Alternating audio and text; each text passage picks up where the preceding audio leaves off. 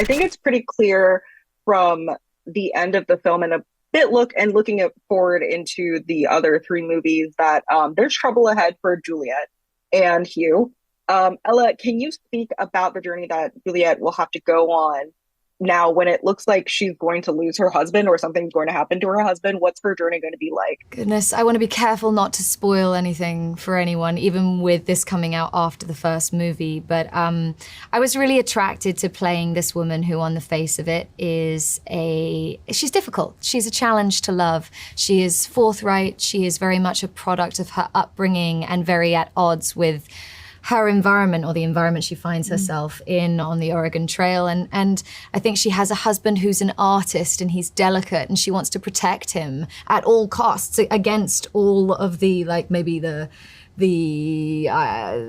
ways of the time. She just wants to protect him. And perhaps as the story goes on, she's not able to. And we see this woman be tested in ways that we imagine that no one ever could be or should be. But the truth of Juliet's story is that women have been experiencing this kind of thing since time began, and continue to. And I was so touched by how delicately Kevin wanted to deal with Juliet's character and how much tenderness and care he had for me through the shoot. And even before I got the character, like, we sat down to talk about the more challenging elements of Juliet's arc. And I felt in very safe hands, and I felt excited to tell that story and to take that leap with him. Definitely, and I'm looking forward to that. So Luke, your character, Van Weydan, I believe, has to deal with a lot on this journey. He has to deal with not only Juliet and her husband, but also sort of like being the de facto leader of this journey across the country. What for you do you think is like the most challenging aspect for him, like managing all of these people? And do you think that, can you tease anything about his path ahead? Yeah, I mean, one interesting thing to me about Van Weyden being the leader of the wagon train is that it's not a job that he campaigned for. He was kind of elected by these other pioneers to be the person in charge. So I really liked that idea of kind of a reluctant leader. It seems like the kind of thing that could happen to, a battalion in war or something like that, where you get plucked out of one town, and then all of a sudden you're leading these people. And it's not just, he's leading families. So there's so much on the line. He's in charge of all this livestock and children and men and women.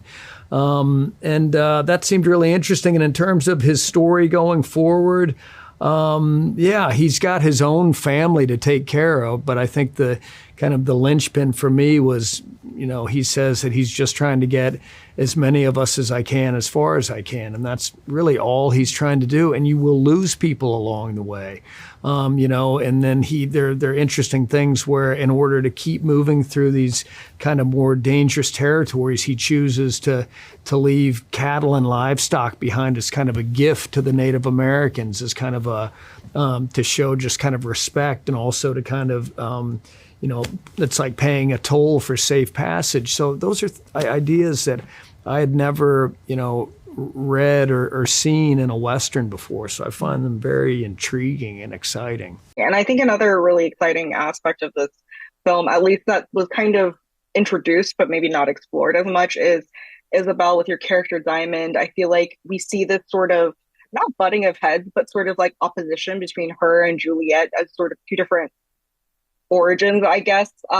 What kind of bond will this character form with Juliet, if at all, or is this going to be more of a rivalry? Yeah, I mean, with Diamond, we get to grow with her throughout the saga, and this is her teenagehood, and Juliet is kind of the first really feminine woman that she's come face to face with in this world, and she's definitely not suited to her surroundings in the same way that Diamond and her family have been brought up by her dad to be, rough and ready for anything on this journey. And she really starts to develop, I would say, a fascination that turns into a very deep love for this woman and in understanding of what she's going through at this time, and also being unsure as to what she can do, but also learning from it. I mean, Diamond is such a sponge.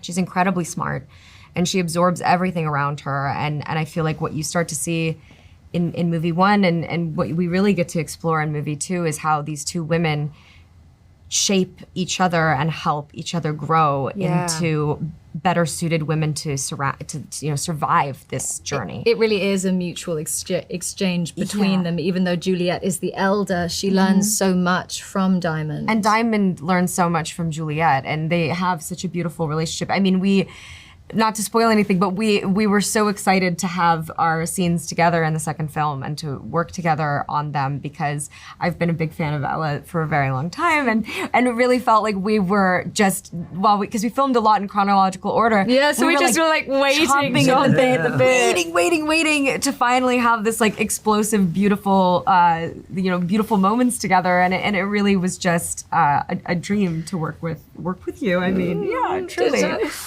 I'm looking forward to that. Honestly, I was like, oh, I see some potential here. So I'm excited that we're going to get more scenes of that. Yeah. Well, I really want to thank you guys for speaking with me. That's all the time I have. I can't wait for people to see this film, and I want to thank you for your time. Thanks, Thank you so much. Thank you. Appreciate it.